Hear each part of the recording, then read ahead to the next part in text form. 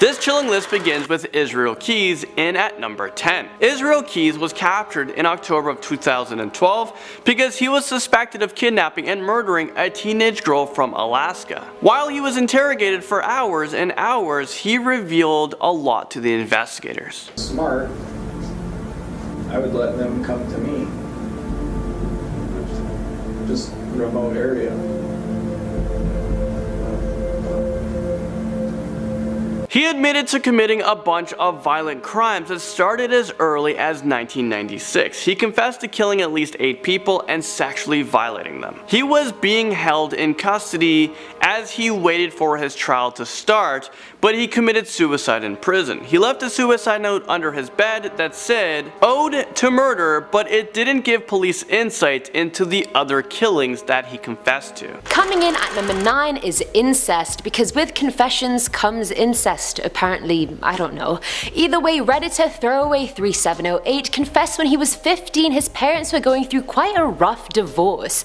His dad lived at his friend's house and his mum worked night shifts, so parental presence was at an all-time low. Either way, one night his 19-year-old sister came home drunk from a party and she sat next to him on the couch and was just grabbing his leg, joking about, and then they started fondling each other. Then they started having sex, and then the next day the sister had been so drunk she had zero recollection of what had happened, so the brother said nothing at all. Now, I really can't excuse any part of this, but intoxication, okay, she was blackout drunk, but the brother was 100% sober, so what is that? Can we just talk about that for a second? Either way, 3 years later, the brother is now 18 and his sister is home visiting from college, and his dad comes over for a visit as well. For whatever reason, they end up arguing and the dad blurts out that he never forgave her for the abortion she got when she was 19. Now, if we just backtrack a second, the siblings slept together when the girl was 19, so 1 + 1 equals the baby was the brother's. Till this day, he hasn't told anyone because he's really the only one who knows, and if he did tell anyone, I don't even want to think about what his family would say or everyone around him would say. Just don't tell anyone. Just keep it in. Don't even tell Reddit. At number 8 we have the landlord. So this confession was from an anonymous person who admitted he indirectly killed 7 people. As the landlord of this rental, he had put a rag into the water heater exhaust in order to keep the debris out, and he installed it into the new place. 7 people moved in, everything seemed to be going fine, but a week later the landlord got a call saying there'd been an accident and that he should come to the rental immediately. Dun dun dun. When he got there were police and emergency responders everywhere. A bunch of them started bombarding him, asking him where the gas shutoff was. So the landlord goes to shut the gas off and he realizes the new rag he had installed was sticking out at the top of the heater. He hadn't installed it properly, so he quickly ripped it out and turned the gas off before the police followed him downstairs, and he quickly just went upstairs and just acted nonchalant, acted like it didn't even happen. As he got up, he was told all 7 tenants had died and the police were very sorry. He never told the police what he had done, but he told the internet, and so here we are, carrying the burden of the 7-person murder with this guy.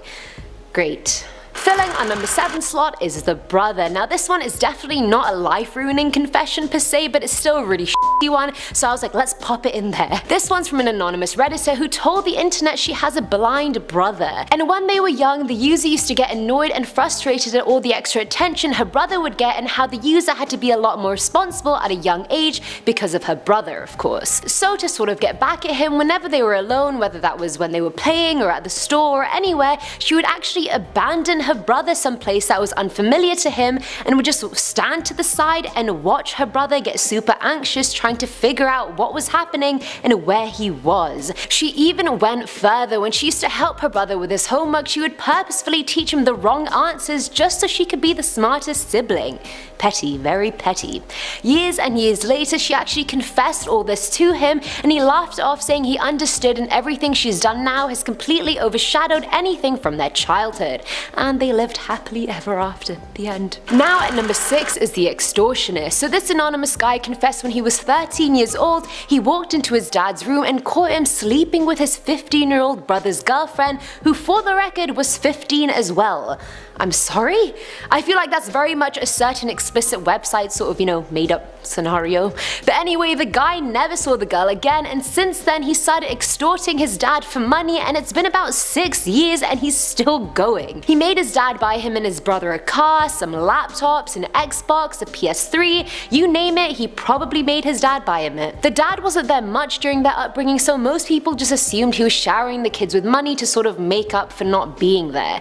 Great parenting. Either way, the kid is still doing it, and the dad is still probably scared of his other son ever finding out he slept with his very underage girlfriend. So unless he confesses and ruins his own life, he's just gonna be bled dry. Financially. Coming in at number 5 is the cake business. Redditor I Got You This Cake runs a cake business, as you probably guessed. She charges customers hundreds and hundreds of dollars for her cakes, but her business is kind of a sham. She confessed that all her cakes are made from the $1 boxes at Walmart. She makes the decorations and fondant herself, and she's always wanted to learn how to bake an actual cake from scratch, but never actually did. She goes on to say she feels bad when people tell her how delicious her cakes are, and how they're so much better than the box of mixed cakes. Well, spoiler alert, they're the same thing.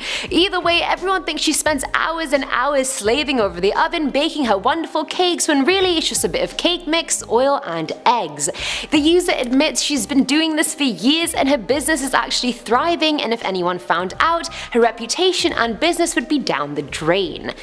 I mean, that is sad, but I also feel like that's also like a sweet sort of karma too, I don't know. At number 4 is the sock. Now cast your mind to the PG-18 parts of your brain, because that is where the story starts. Reddit user This Is Captain Meow confessed to us that around 10 years old or so he came into his sexual being and used to pleasure himself a lot. And can you tell where the title comes from now?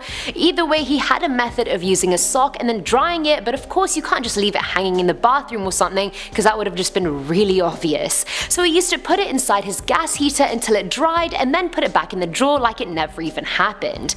But one day his sock actually caught fire and blew up the whole unit and then set his entire house on fire. Fortunately, only his brother was home at the time and he survived unscathed, but the house was completely in ruins. For 5 whole years, him and his family moved from caravan park to caravan park, waiting for the confirmation that the fire wasn't caused by arson so they could finally receive their insurance payout. They eventually ended up getting the confirmation and started rebuilding the house, but the user never confessed to his parents that it was his fault their house burned down and that he was the reason they now live in a much smaller home where his giant backyard used to be.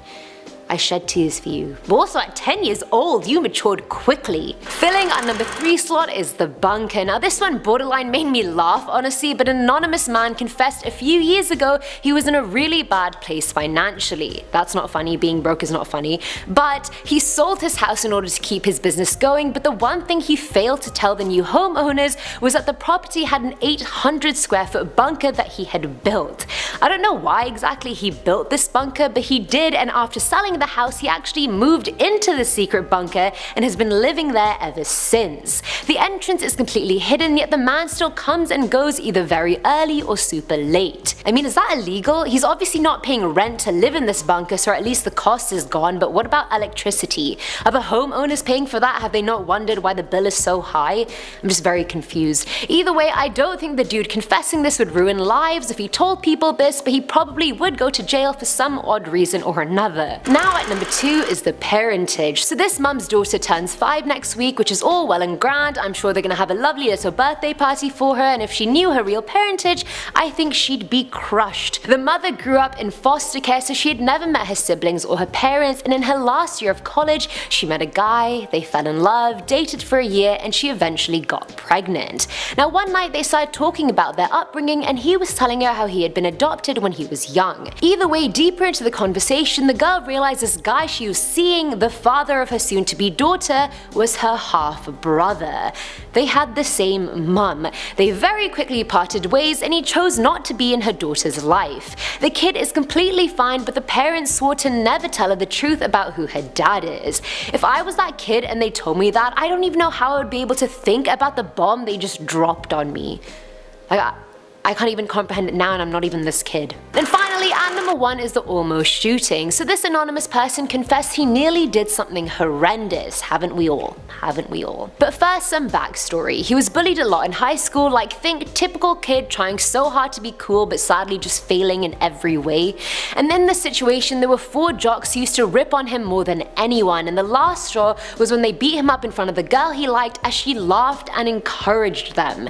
Brutal, very brutal. I know high school is this I know. After that day, he had had enough and started thinking this just wasn't worth it. He was an only child, his parents worked constantly, so he had no support. He decided to take his dad's handgun and take it to school with him the next day. In his own words, I can't adequately describe to you guys how ready I was to end these 4. I had absolutely no fear or doubt in my mind. I wanted nothing more than to show everyone what happens when you push someone over the edge like they did. I had the gun tucked in my waistline. He walked up to their table, but before he could shoot them, the gun fell out of his waistline and hit the ground, and at which point everyone started screaming and he was tackled to the ground. Teachers thought he had brought the gun to school to impress his peers, and he stuck to that story even though it wasn't true. He got expelled obviously and was sent to live on a youth ranch till he was 18. Now at 24, the man says he thinks about that incident all the time, and given the chance he would do it right and shoot those 4 boys. Some scars just never really heal, do they? Coming in at number 10.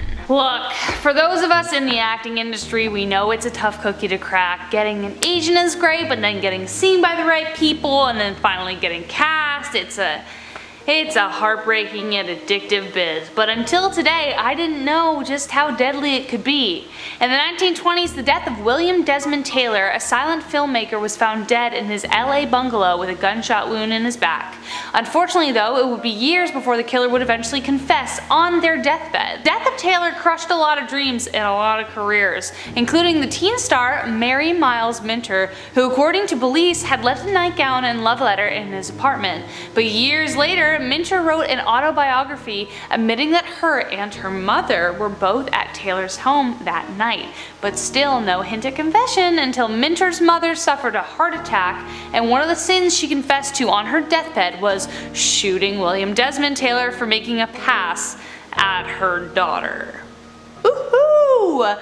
Sounds like a crazy stage mom to me. Up next, number 9, we have Edward Edwards. Murder committed there in Geauga County, and I'm responsible for it, and I am wanting the death penalty. Between the years of 1977 and 1996, he murdered at least 5 people, but it is suspected that he killed several more. There are even theories that link Ed Edwards to a variety of famous crimes. He was even suspected of being the Zodiac Killer, or that he was the Golden State Killer. He was sentenced to death after he confessed to killing at least 5 people, but he died in prison of natural causes a month later. But as you saw from the clip, he wanted the death penalty because he couldn't get killing out of his mind. David Zink makes his mark in at number 8. Look up. She said, up where? I said, up there. When she looked up, I broke her neck.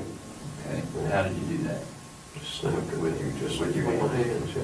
This guy was seriously a sadistic killer. He had confessed to tying a young woman to a tree in a cemetery, breaking her neck, and slicing her spinal cord to ensure that she wouldn't live. Investigators said that this killing was an unspeakable act of violence. So after his confession, he was convicted of capital murder and sentenced to death by lethal injection. In his final statement before death, he said that death by lethal injection is better than spending the rest of your life in prison.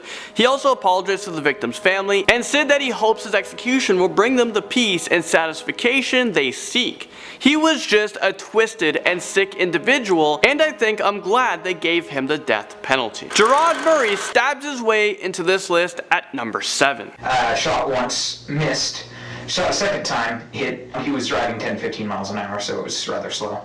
Ran around the hood of the car. I heard him gurgling, so I shot him again and then shoved him down in the ditch. Gerard Murray also told the investigators that he wanted to show what it felt like to kill someone, and just hours after he confessed to the brutal murder, he was arrested in 2012. He was charged with first-degree murder after he shot his college classmate, General Sanchez, who was 18 years old at the time. In one of his other statements, he said said to the court that he doesn't know when he might hurt someone again, and that he always thinks about hurting someone else. He also told the judge that he doesn't feel any remorse for killing, but he was found not guilty because of insanity. Michael Hernandez brings us to number 6. He was a teenager who was sentenced to life in prison for brutally stabbing one of his classmates, and this occurred at a middle school. He was only 14 years old when he committed the murder, and there was a ton of evidence presented at the trial that showed he was obsessed with becoming a serial killer. I took the knife out and I proceeded to slit his throat. Did Jamie say or do anything? Did he put up a struggle? Yes, he did. He turned around after I did that. He asked me not to kill him. However, Michael was granted a new sentencing after the US Supreme Court in 2012 banned automatic life terms without the possibility of parole for minors convicted of murder. So what does that mean? His case will be under the judicial review, which means he has the possibility of being released from prison because he would have served a total of 25 years. Okay, brace yourselves for number 5 because we have a very sadistic serial killer. You don't feel bad about killing anyone? Not personally, that I've personally done myself, no. Okay, that was John Hughes. He is a self-confessed serial killer who admitted to police that he killed a truck driver in 2008, but he also later confessed to a reporter that he has killed many more people as well. People in Mississippi, Missouri, and Ohio. As far as the murders that I've been a part of, but there's been quite a few. A dozen? At least. 20? Under. Somewhere around the 15? Somewhere around in there. Is this real life right now? And if that wasn't scary enough, take a look at this. I wouldn't advise anyone to, I mean, not unless they want a lion loose in the streets. Because you'd kill again. More than positive. Well, I think for the safety of society in general, he is going to be locked up for a very long time. Moving things along, in at number 4, we have Ed Kemper. Back then, in 1972 and 73, unable to live with the fact that I just stabbed to death and cut the throat of an innocent young woman. This man is responsible for the brutal slaying of 10 people, including his grandparents and even his own mother. He said that he engaged in many acts of necrophilia, and he said that he has even eaten flesh of one of his victims. I mean, this guy needs some serious psychiatric counseling if that would even help him. There's probably no help for this guy. When he was a little boy, he would decapitate his sister's dolls and even stalked his 2nd grade teacher with a knife. And at the age of 10 years old, he killed the family cat, and when he was 13 years old, he did it again. This time he kept pieces of the animals in his closet until his mother found them. Those are some serious red flags, and I think it's safe to say that he was not only insane, but he was deranged as well. Robert Pickton confesses in at number 3.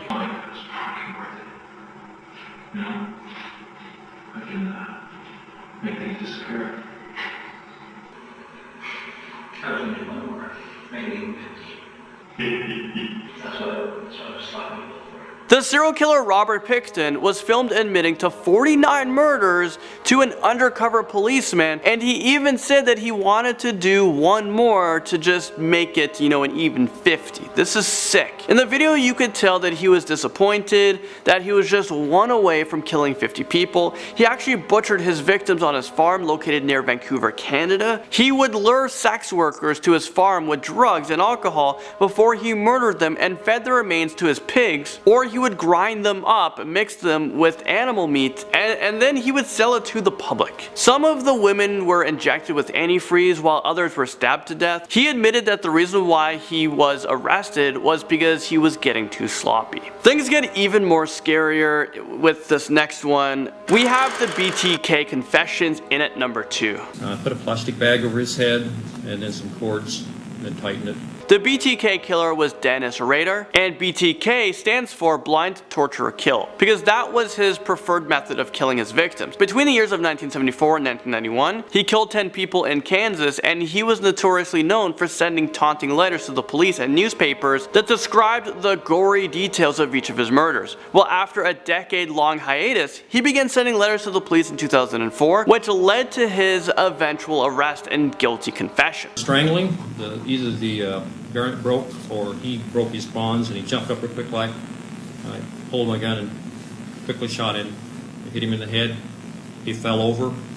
I could see the blood, and as far as I'm concerned, I thought he was down. So he's currently serving 10 consecutive life sentences at a maximum security prison in Kansas. So just in case this guy was able to live to like 1,000 years old, they got him booked in prison. He's never leaving. And now, topping this freaky list, in at number 1, we have Jeffrey Dahmer. And his chest was bruised and blood was coming out of his mouth. He was hanging over the side of the bed.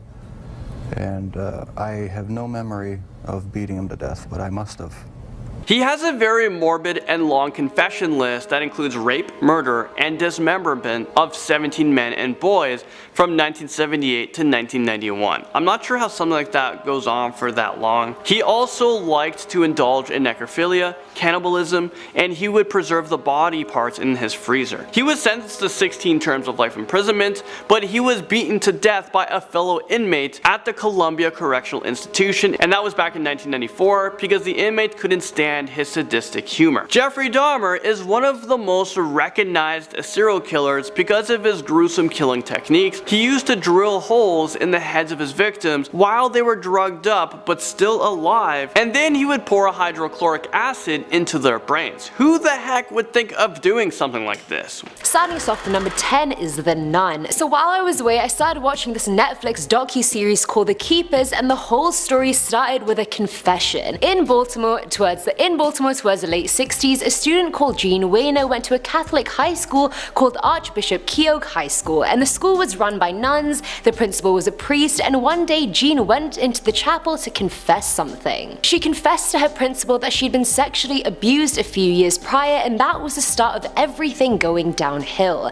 The priest demanded to know who she was because obviously confessions are anonymous, and then started rambling on about how it was her fault this had happened to her because she had the devil inside of her, she was a sinner, and whatnot. After that point, Jean herself started getting raped on a daily basis by the priest and by other men he would bring into his office to rape her. It started with Jean, but then it started happening to a huge group of the girls at the school. Now the youngest nun on the faculty, Kathy Sesnick, was close to all the girls, and she sensed something was off with one of them during an after-school musical session. She persisted a bit with the girl, and the student ended up telling her the priest was doing bad things to her, and Kathy said she would take care of it. Summer holidays soon came, but Kathy never returned to the school. No one would tell the girls what happened to her, but soon enough it got out that Kathy had been abducted. Months later they found her dead body, and the original student, Jean, remembered in a repressed memory in her 50s that the priest had taken her to Kathy's body and said, "You did this, never tell anybody what happened to you again."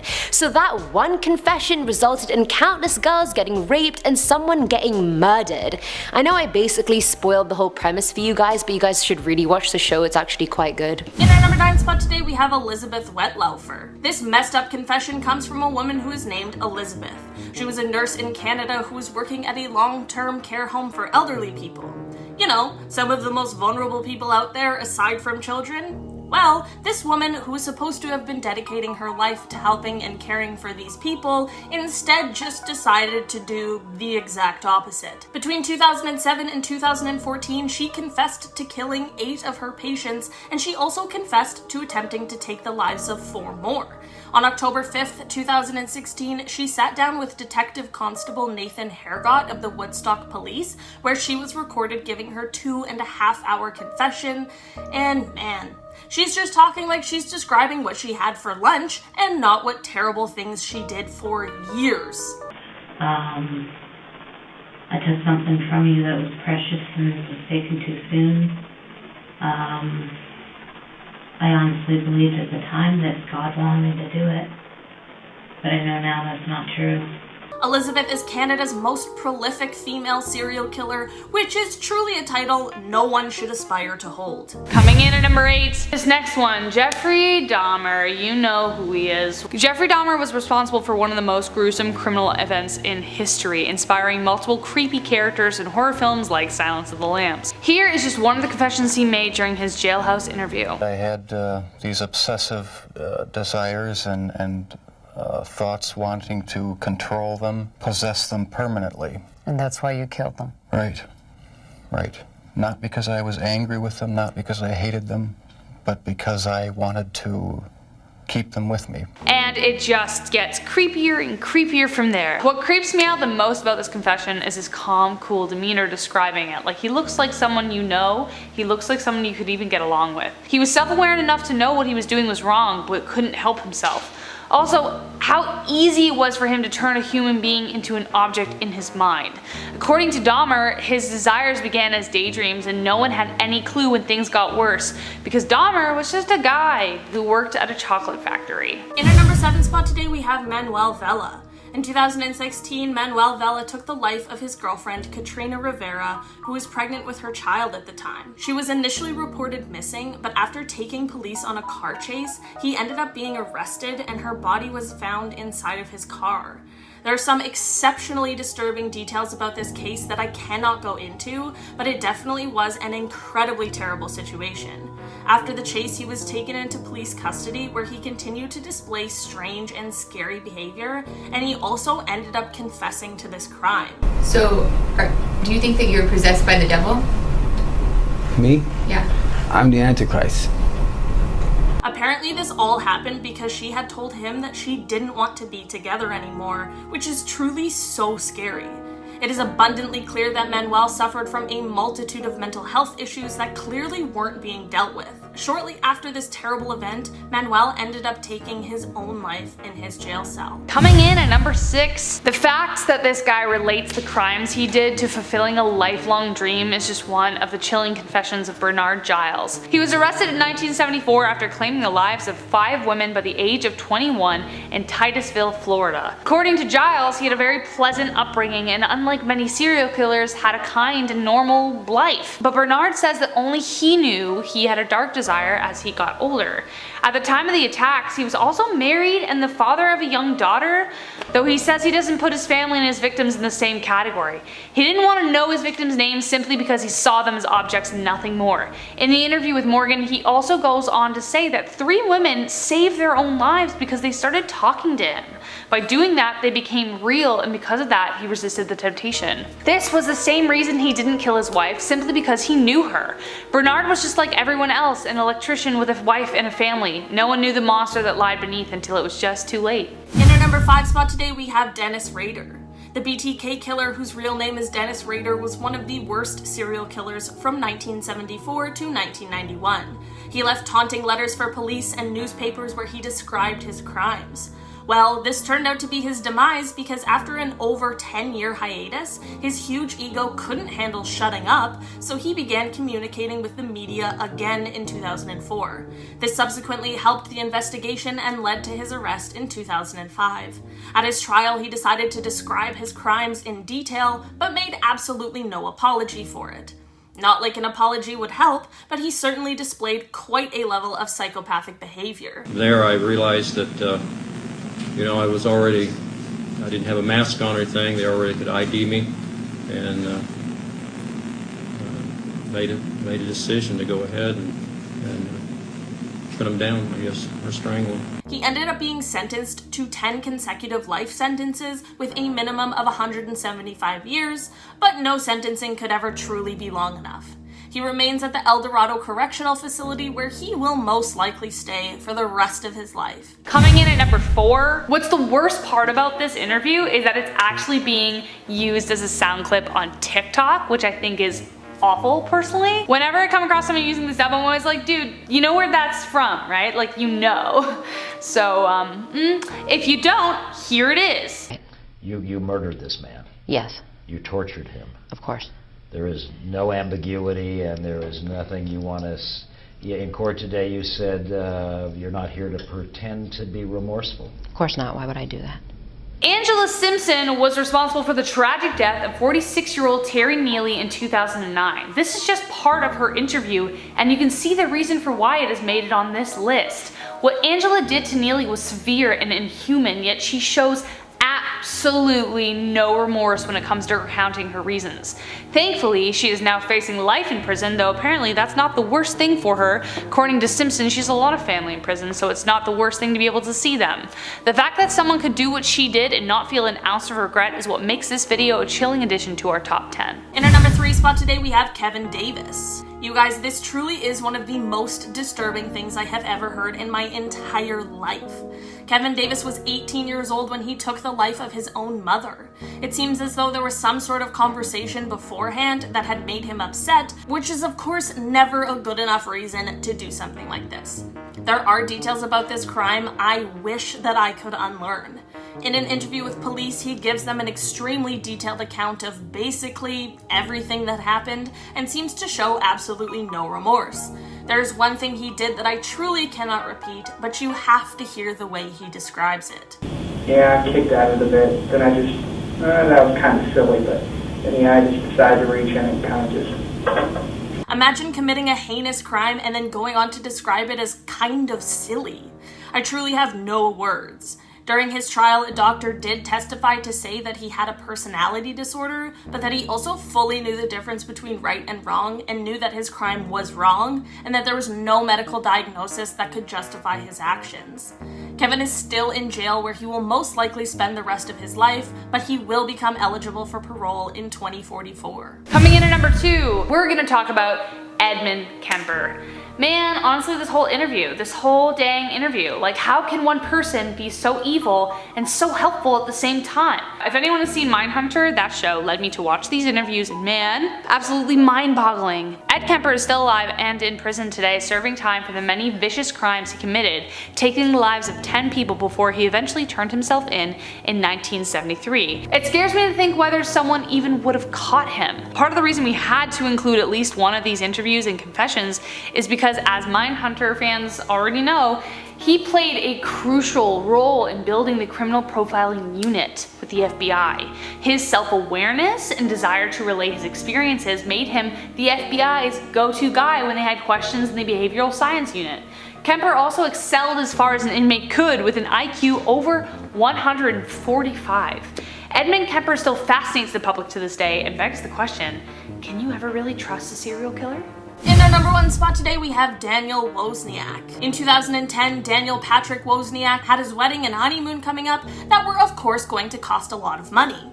Instead of getting a second job or simply just doing, I don't know, literally anything else in the entire world, he decided to do the unthinkable. He ended up taking the life of his neighbor Samuel Hare and his friend Juri Kibushi so that he could steal money from them.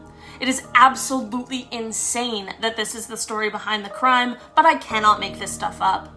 He ended up confessing his crimes to police, and while it is nice to see someone try to show a sliver of remorse, his self-pity truly is just too much, which makes me believe that his remorse has much more to do with the remorse of being caught instead of actually committing the crime. 2 shots using my father's gun that I had. And your motive behind killing Sam was? Money and insanity. Money and insanity. Okay. That laugh is truly chilling, you guys. Daniel ended up being apprehended by US Marshals at his bachelor party 2 days before his wedding. The trial was very long, but in 2016, he was found guilty and ended up being sentenced to death. He remains at San Quentin State Prison.